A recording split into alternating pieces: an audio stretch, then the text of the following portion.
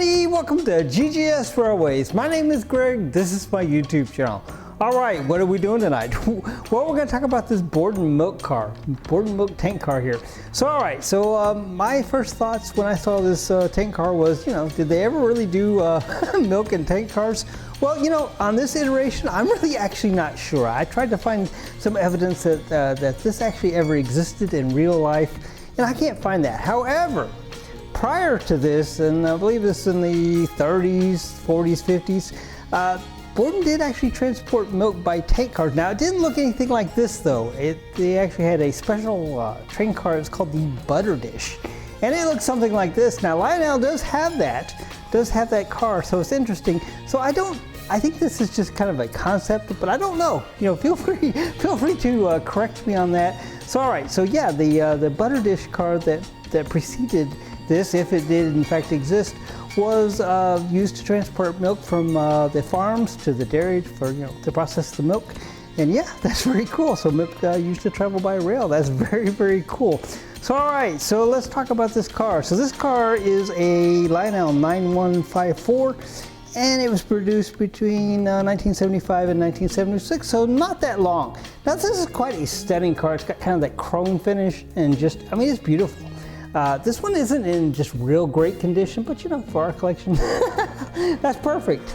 Love it, love it, love it. So all right, so for those of you that are into the whole price guide thing, and the only reason I put this out there is because, in relation to other train cars, this would have actually been a somewhat more desirable car, somewhat more, I hate to use the word value, I don't like that word, a more desirable car than some of the others. So all right, so I don't have a 2025 value guide because I don't place a lot of stock in the values, but for 2022, which I do have the value guide, so I think, let's see, 9154, so in good condition, which is not, it would have been $33, and in excellent condition, which is definitely not, $47. Now we paid, I think, $15 for this at the train show. So yeah, very cool.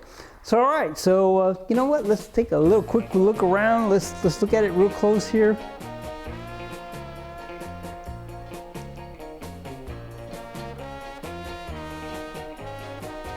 All right, very, very cool. So all right. So, for those of you that might be new to my channel, whenever I get a new tank car, I get out all of my tank cars and I run them all together. So, it gets to be a little bit much. So, all right, let's take it in there and let's talk about some of the challenges to doing that. And we're going to run them all together and see what that looks like. I bet it's going to look awesome. Let's do it. All right, everybody, look at these beautiful tank cars. Wow. So as I alluded to earlier, I absolutely love tank cars. Now this isn't all the tank cars. This is all the tank cars that have the knuckle type couplers. We have some pre-war and some marks and some other things, but I just thought that this would look pretty cool, with the knuckle couplers. So a couple of notes about if you're going to run long trains like this. So there's some cautionary things that you kind of need to pay attention to.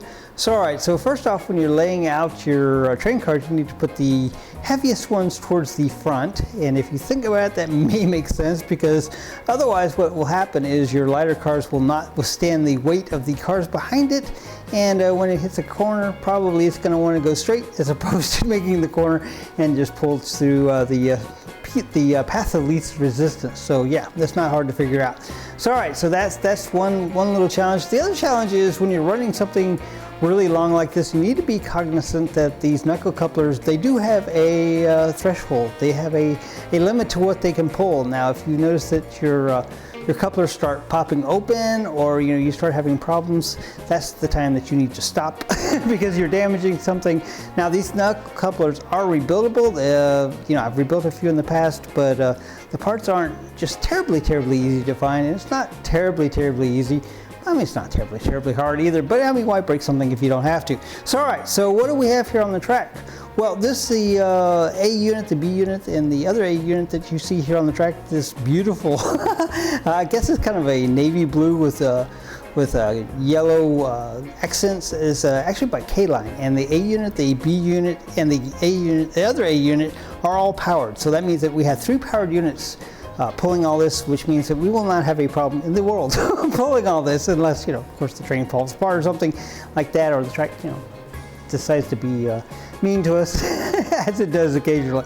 So all right, so the Borden milk car is towards the end of the train because it turns out it's one of the lighter cars, and yeah, you know, 1975 to 1976, you know, as opposed to, you know, pre-war. So yeah, very cool. So let's get this train going. Let's see what we got. Now, these tank cars are all built a little bit differently. I mean, some of them have metal chassis with metal wheels and metal decouplers, and, you know, down to the very simplest MPC air. And you know, so all right, let's stop talking. Let's get this going, Greg. Everybody wants to see. Let's go. All right, here we go. How cool is that? So I'm going to start off slow because, like I said, those couplers, you really want to be careful. All right. Look at that. All right, everybody, how about this? Whoa, that looks so awesome. So, all right, so I'm not sure exactly how many tank cars this is. I think it's approximately 20. So that's very cool. And then, of course, we have the chassis system yellow caboose that we just got on the back. So I thought that would be kind of appropriate.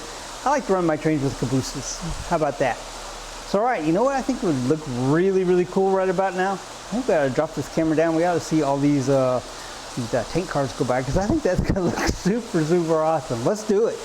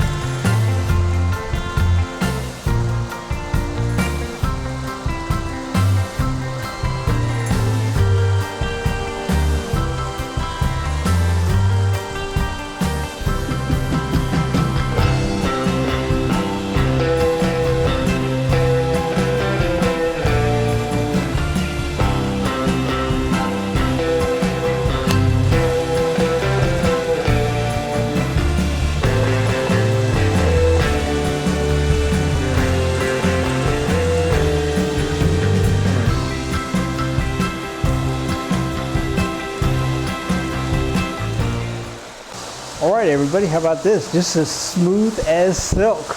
Man, that Borden milk car looks awesome.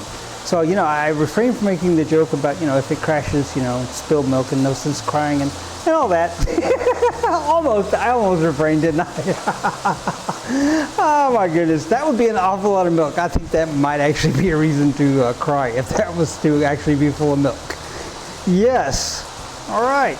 Well, very cool, guys. I hope you have enjoyed. I have definitely enjoyed showing you guys the Borden Milk Car, the 9154 by Lionel, produced in 1975 and 1976. Man, it is sharp. I like it a lot. I think it's an excellent addition to our collection. And as I alluded to earlier, I'm quite enamored with tank cars to begin with. So, you know, any excuse to buy another tank car, yeah, I'm going to take advantage of it. All right, guys, until next time, GGS Railways out.